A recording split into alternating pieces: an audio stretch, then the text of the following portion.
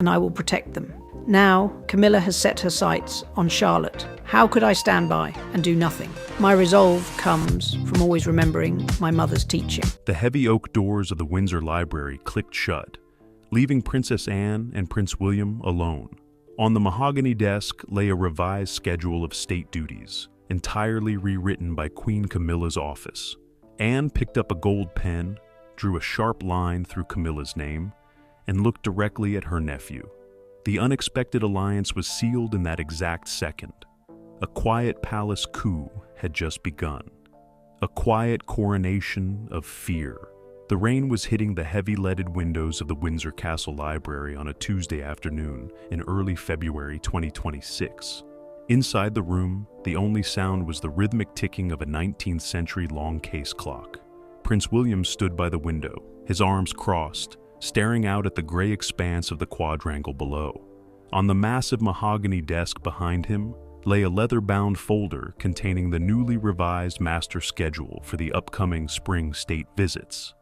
It was a document that usually required months of joint consultation between the various royal households. This time, however, it had been delivered directly from Queen Camilla's private office, fully signed and stamped without a single prior meeting with William's staff. Princess Anne sat in a straight-backed chair near the fireplace, wearing a plain tweed skirt and a practical wool cardigan. She did not look at the fire, she looked at the folder on the desk. William turned around, walked over to the table, and opened the ledger to the first page. He pointed to a specific entry in April 2026. Camilla's team had quietly reassigned the hosting duties for an incoming European head of state, moving the primary welcoming ceremony away from William and placing it firmly under the Queen's solo direction. It was a subtle, bureaucratic demotion, masked as a logistical adjustment to save the prince time. William looked at his aunt, his face tight with frustration. He asked her if she had seen the final draft. Anne did not answer immediately. She stood up, walked to the desk, and picked up a heavy fountain pen from the silver tray. Without saying a word, she drew a thick permanent line straight through Camilla's name on the document. In the empty space above it, she wrote William's name in her sharp, unmistakable handwriting. She put the pen down with a loud click that echoed in the quiet room. She looked her nephew directly in the eyes. "We do not let the traditions of this house be edited by someone who joined it yesterday," Anne said. The alliance was formed in that exact second, without a single formal speech or grand declaration. It was an unprecedented pact born out of absolute necessity. For generations, the inner workings of the House of Windsor relied on a strict, unwritten code of balance.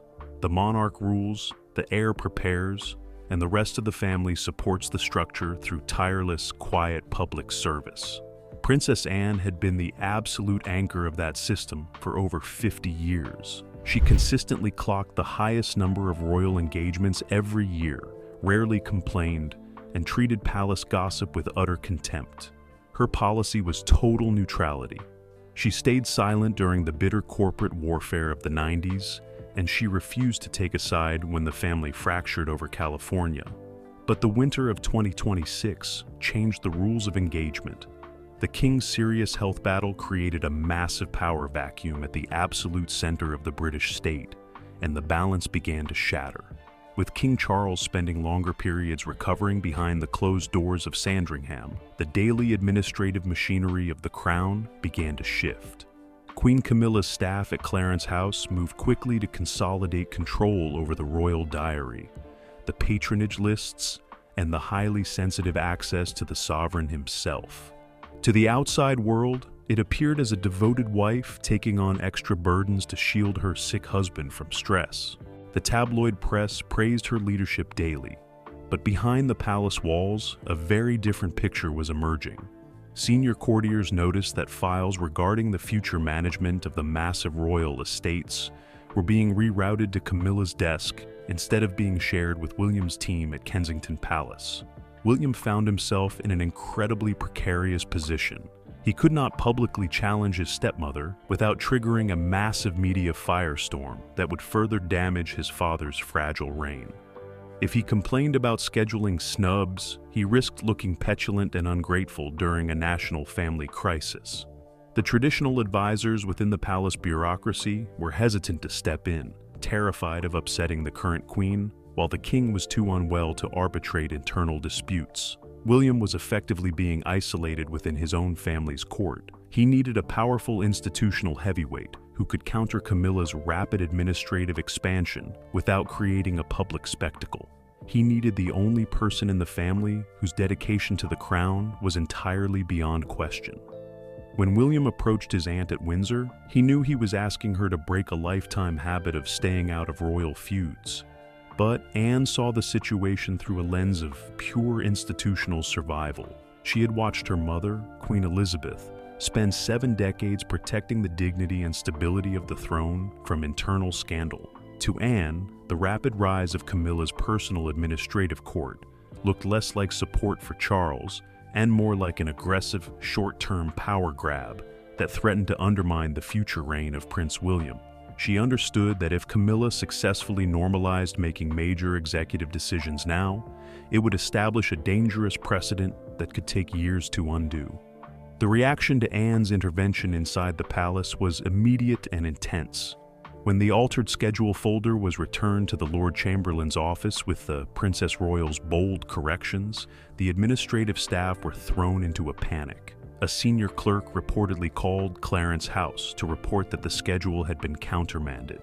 Camilla's private secretary immediately attempted to schedule an emergency meeting to resolve what they assumed was a simple misunderstanding.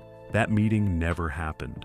Anne's office sent a brief, single-sentence response stating that the schedule for the state visit was finalized, and no further discussion was required. This was the opening move in a hidden struggle that nobody in the British public expected to see. For years, the popular narrative surrounding Camilla was that she had successfully won over the royal family through patience and quiet persistence. She and Anne had developed a polite, workable professional relationship based on mutual respect for horse racing and rural life. But that polite veneer vanished the moment institutional power became the prize. Anne's decision to side openly with William signaled to the entire palace hierarchy that the old guard of the family would not stand by and watch the future king be marginalized. A quiet chill settled over the corridors of Buckingham Palace as the news of the confrontation spread among the household staff. Courtiers who had spent weeks trying to position themselves close to Camilla's rising star suddenly realized they had miscalculated the internal dynamics of the family. The alliance between the Princess Royal and the Prince of Wales meant that Camilla was no longer just dealing with a frustrated heir. She was facing the combined institutional weight of the family's past and its future. The battle lines were drawn, and the initial skirmish over a simple leather folder had made one thing entirely clear. The fight for control of the monarchy would be fought in the shadows, through paperwork, schedules, and quiet defiance. Blood thickens. When the crown thins. The seating cards for the state banquet in March 2026 were laid out on the long damask cloth in the Buckingham Palace dining room. A junior palace steward was adjusting the heavy silver candelabra when Queen Camilla walked into the room to perform her final inspection. She stopped by the center of the table, looked down at the placement next to King Charles, and switched 2 names. She moved her own trusted ally closer to the center of power and pushed a traditional patron of the arts to the far end. 10 minutes later, Princess Anne walked into the same room wearing her riding boots and a sharp wool jacket. She walked straight to the table, read the cards, and swapped them back to their original positions. The steward watched from the doorway as Anne turned to her lady-in-waiting and spoke clearly. "Camilla needs to remember her place," Anne said, "and it is not at the head of this family." That brief, frosty exchange over a piece of cardboard was the moment the staff knew the palace walls were no longer safe. For decades, Princess Anne lived by a rigid, unwritten code. She worked harder than anyone else, kept her head down, and stayed completely out of the messy internal politics of the family. She did not take sides when Charles and Diana divorced. She did not pick a camp during the public war with Harry and Meghan. But the spring of 2026 changed everything. The king's ongoing health struggles created a massive vacuum at the center of the British monarchy. and Camilla moved quickly to fill it. She began altering schedules, reallocating staff, and shifting funding toward her own preferred charities and inner circle. To the public, it looked like a supportive wife stepping up to help her ailing husband. To Princess Anne, it looked like an administrative takeover that threatened the very stability of the throne. The real shift began with the royal diary. In the British monarchy, the official diary is the ultimate measure of power. Whoever controls the calendar controls the narrative, the press coverage, and the taxpayer-funded security budget. In April, Camilla's team attempted to quietly reduce William's public appearances by citing his need to support his family during a stressful year. It was framed as a gesture of kindness. In reality, it stripped William of key high-profile moments, giving Camilla the spotlight as the primary face of the royal family. William found out about the changes through a leaked memo from the Lord Chamberlain's office. He did not launch a public protest. Instead, he drove straight to Gatcombe Park, the private estate where his aunt has lived for half a century. Anne met William in her private study, surrounded by old equestrian trophies and stacks of agricultural reports. She did not offer him a sympathetic speech or a cup of tea. She listened to the details of the calendar shifts, looked at the dates, and reached for her personal ledger. For the past 40 years, Anne has consistently logged over 400 engagements annually, making her the undisputed backbone of the firm.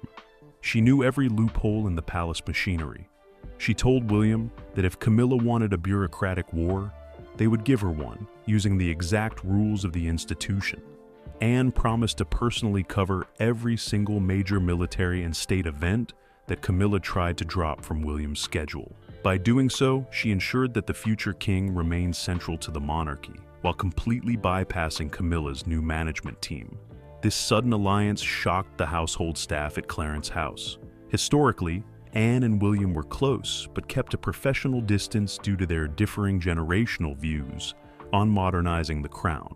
William favors a sleek, media-savvy monarchy with a heavily reduced number of working royals. Anne believes in the old-school approach of duty, volume, and total silence. But their shared distrust of Camilla's rapid ascent created an ironclad bond. Anne remembers the 90s vividly. She remembers the damage the long, public affair between Charles and Camilla did to the reputation of the House of Windsor. She tolerated Camilla's entry into the family because it made her brother happy.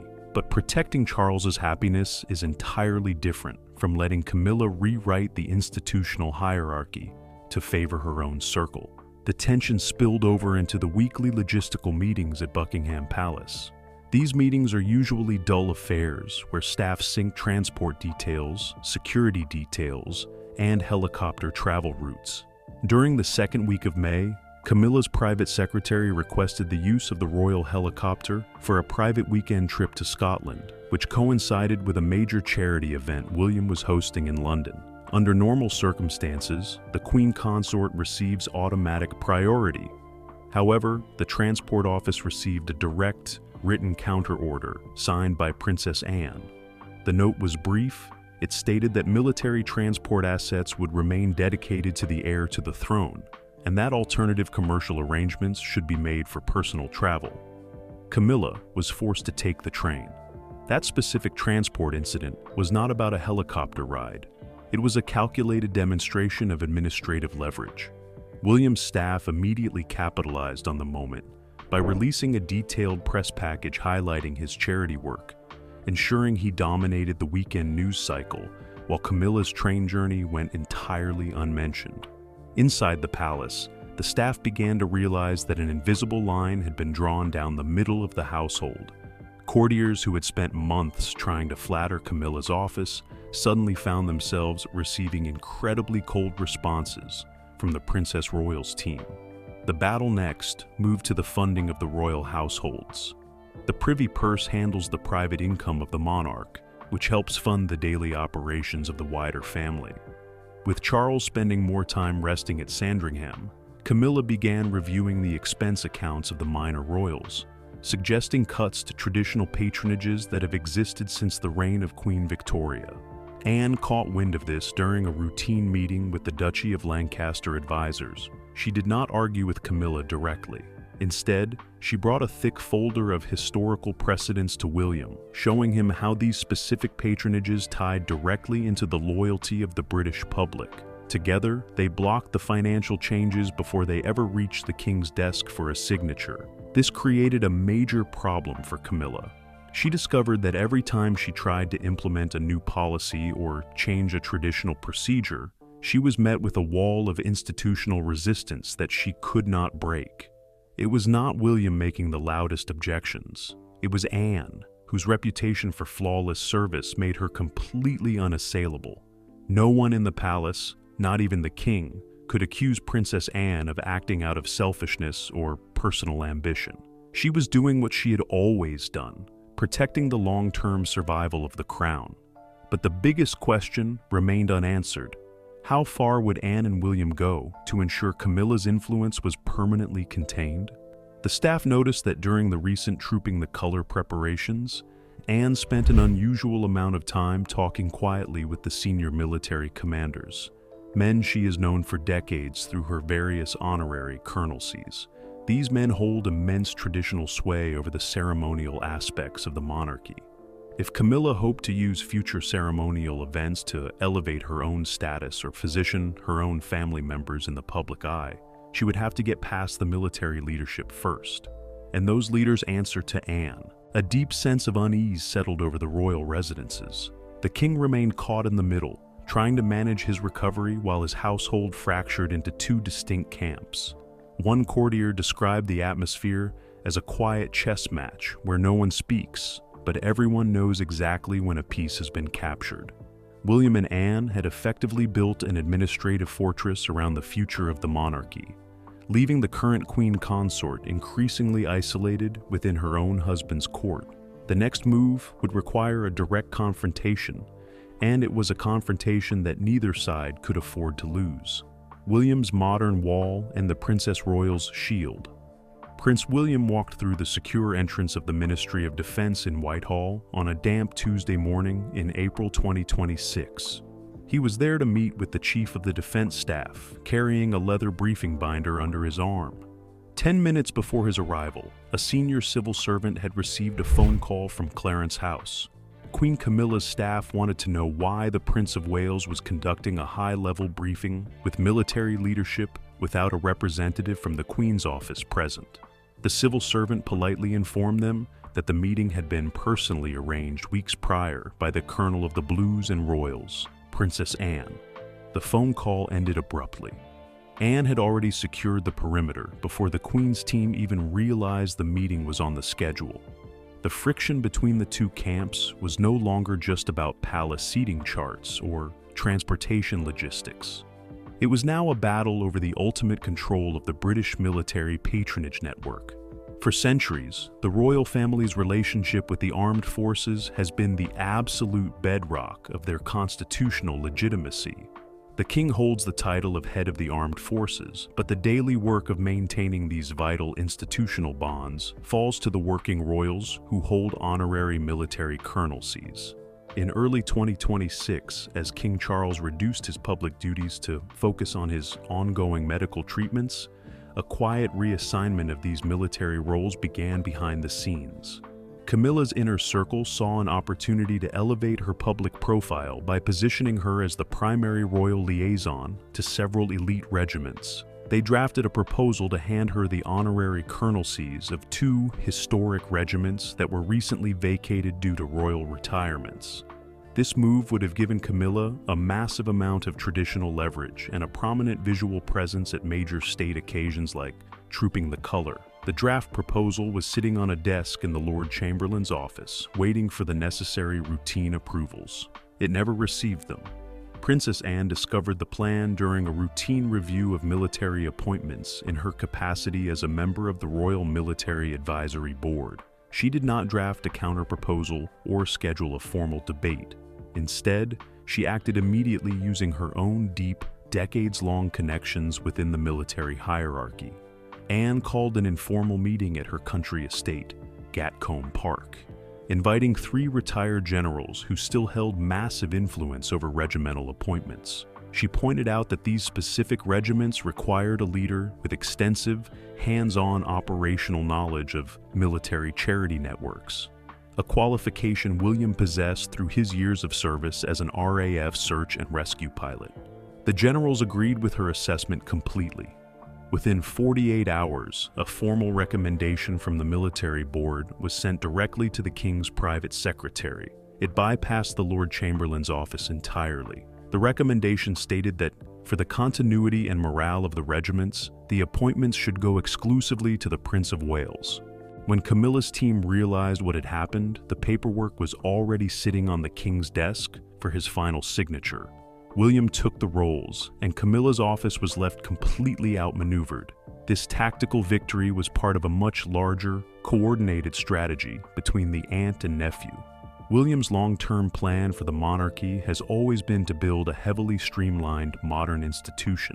He wants a small core of working royals who focus on high-impact, targeted causes rather than a large group spreading themselves thin across thousands of minor charities.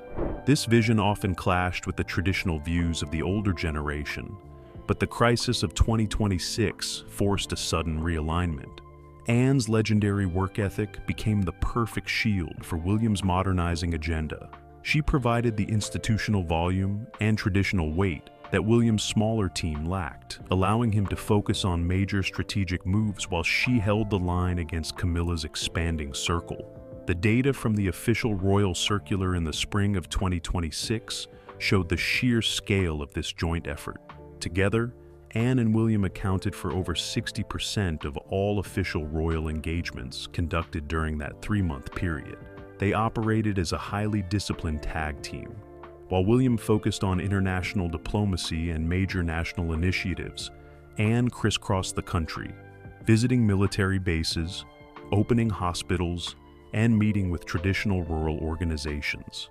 This massive output completely overshadowed the events scheduled by Camilla's office, making it mathematically impossible for the Queen's team to claim they were leading the public face of the monarchy. The tension reached a boiling point during the planning sessions for a major Royal Foundation dinner in May. The event was designed to raise funds for young veterans, a cause close to both William and his father.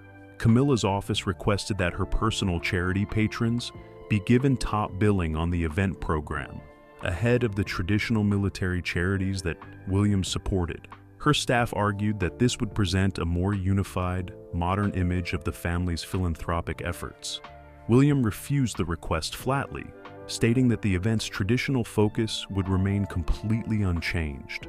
When Camilla's team threatened to withdraw her attendance from the dinner, which would have created a noticeable absence for the media to dissect, Anne stepped in with an immediate solution. She informed the organizing committee that she would happily attend in the Queen's place, bringing along her own network of high-profile military sponsors.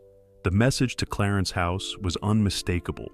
If the Queen chose to step back from an event out of spite, the Princess Royal would step in and fill the gap without a single moment of hesitation. Camilla ultimately attended the dinner, but she sat through the evening in stony silence, realizing her leverage had evaporated. Inside the palace, courtiers began to notice a distinct shift in how paperwork was handled. Documents regarding the future distribution of royal funds and estate management were no longer left in communal administrative pools where Camilla's staff could easily access or influence them. William's private office at Kensington Palace began routing highly sensitive files directly through Anne's team at St. James's Palace. This created a secure administrative pipeline that completely cut out the Queen's advisors, ensuring that major decisions regarding the family's long-term assets were kept strictly between the heir to the throne and his most trusted ally. This network of administrative walls left Camilla's team increasingly frustrated and isolated. Every time they attempted to initiate a new project or shift a traditional boundary, they found themselves blocked by a complex web of procedural rules and historical precedents put in place by Anne. The Princess Royal knew every square inch of the palace machinery, and she used that knowledge to protect her nephew's future inheritance with absolute ruthlessness. No one could accuse her of disloyalty to her brother, the king, because every action she took was framed as a defense of the traditional monarchy he had spent his life preparing to lead. Yet, a major mystery began to circulate among the senior staff at Buckingham Palace.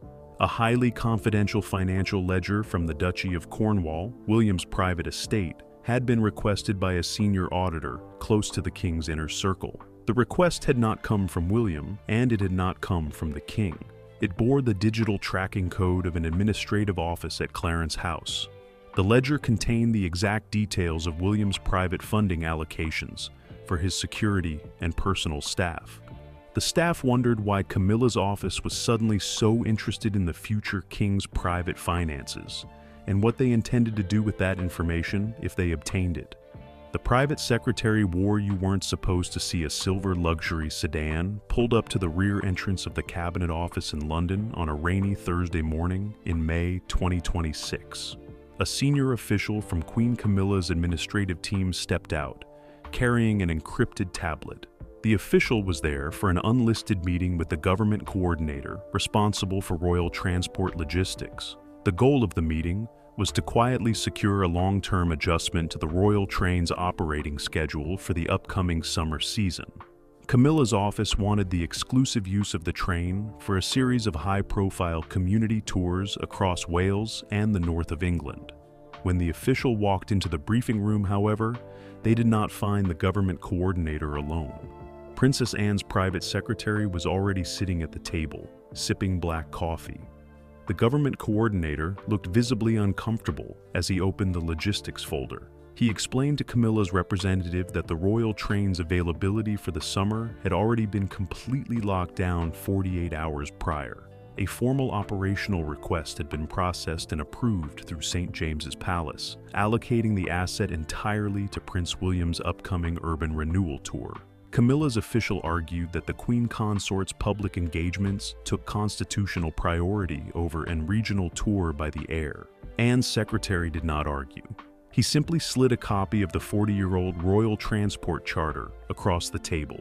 He pointed to a specific clause stating that during a period of sovereign illness, the working capital of the transport pool must prioritize the direct constitutional duties of the Prince of Wales. The meeting lasted less than 5 minutes.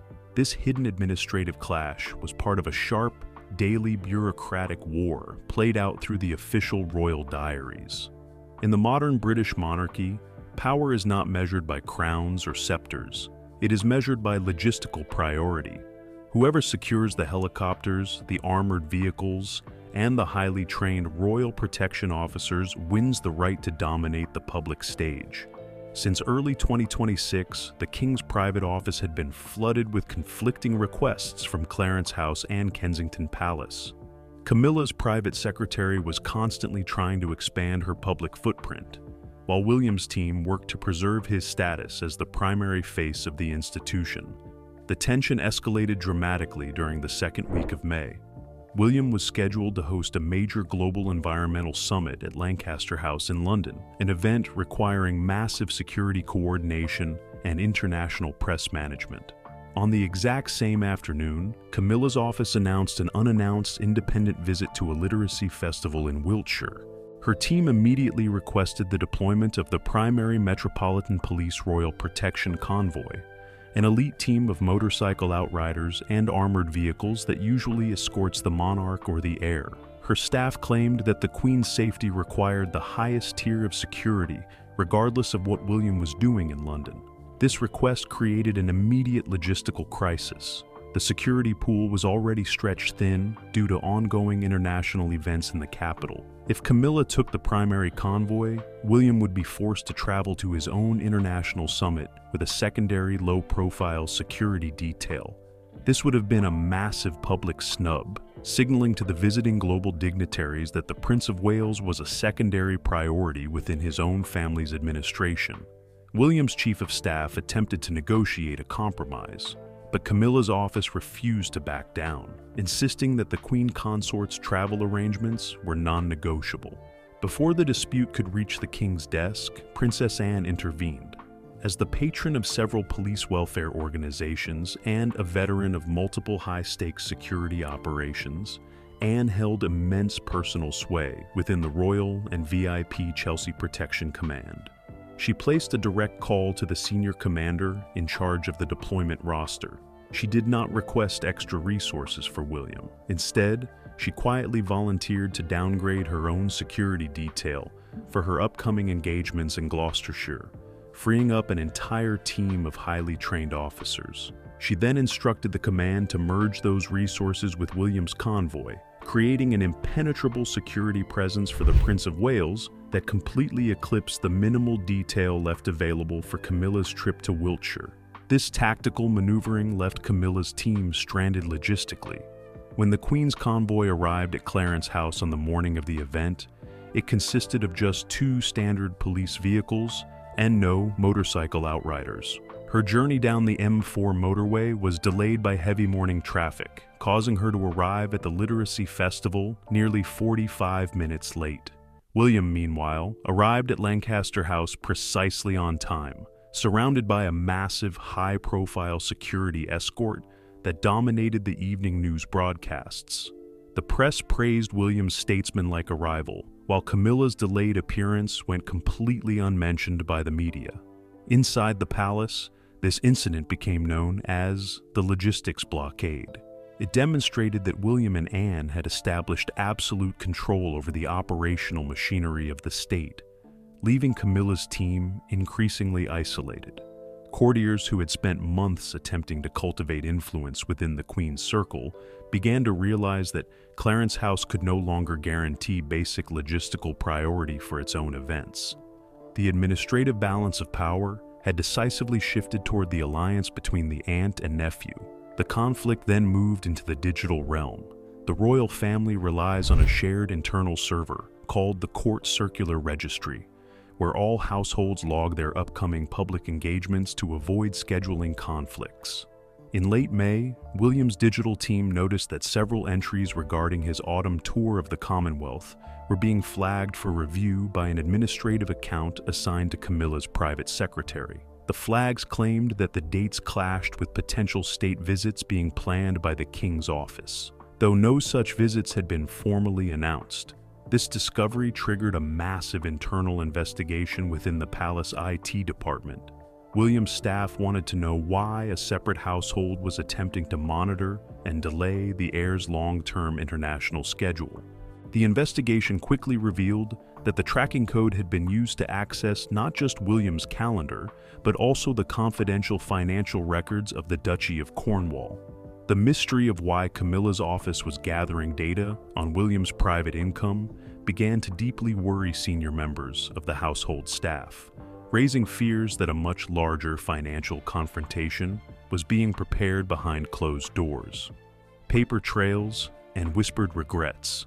Princess Anne sat at a large oak table in the St. James's Palace archives on a Friday afternoon in late June 2026. In front of her sat a tall stack of blue leather-bound folders containing the audited accounts of the Privy Purse.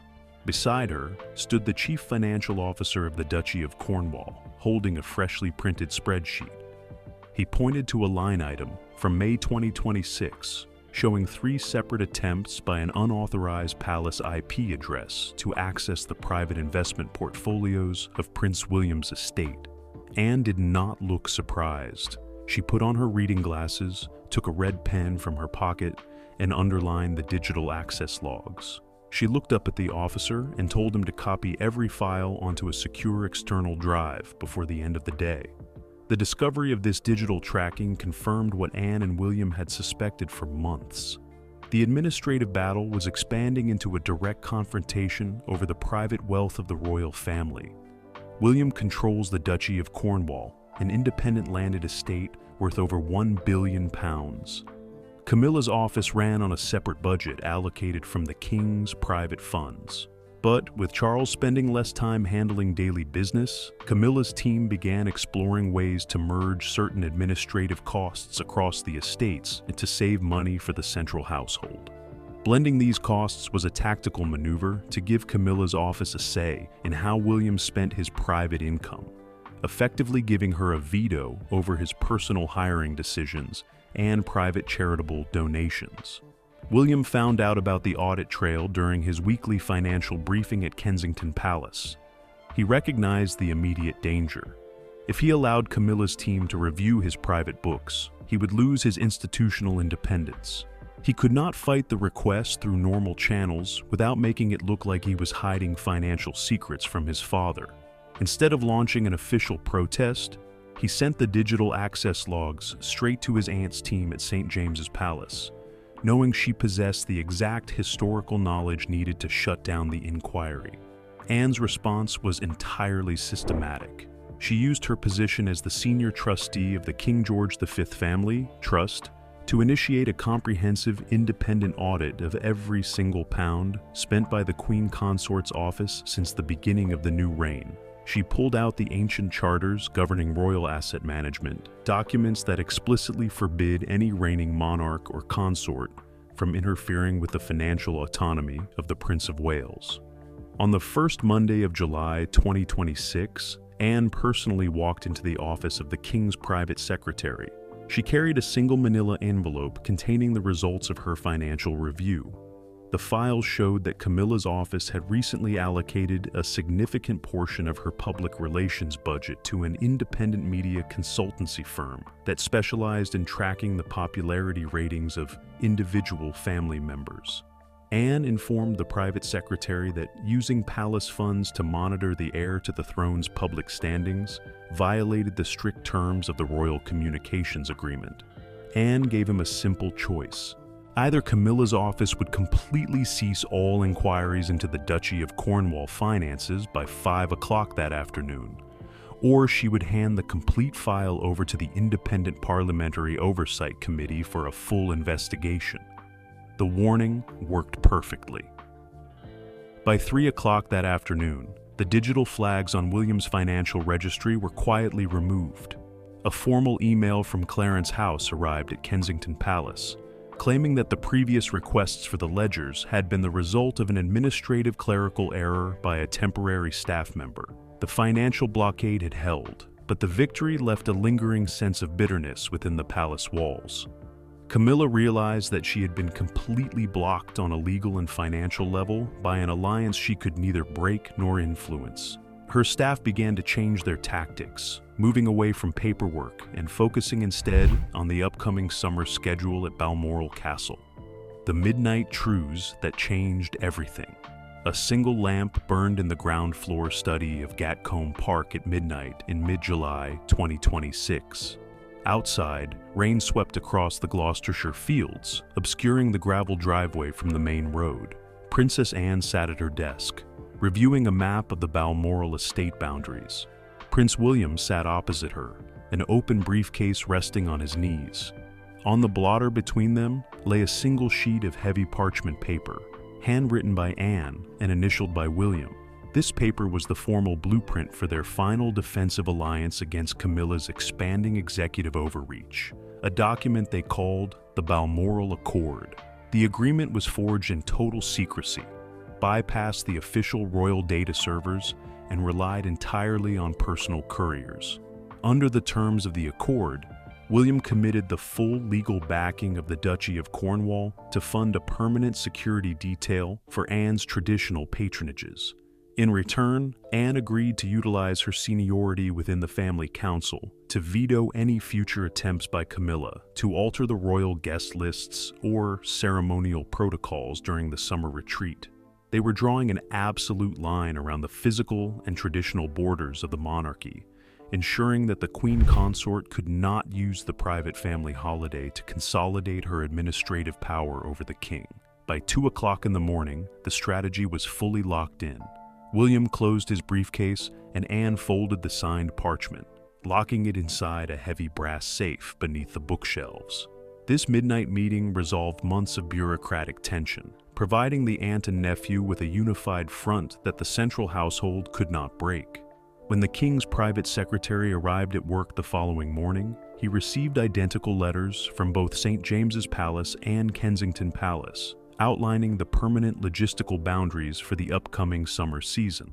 The message was clear. The future of the House of Windsor was no longer up for negotiation. the quiet power struggle inside the palace walls has permanently rewritten the internal hierarchy of the British monarchy. By standing firmly together, Princess Anne and Prince William have effectively contained Queen Camilla's administrative ambitions, ensuring that the long-term stability of the crown remains fully protected. This unprecedented alliance proves that while crowns may change hands, the true leverage within the family still rests with those who respect its oldest traditions.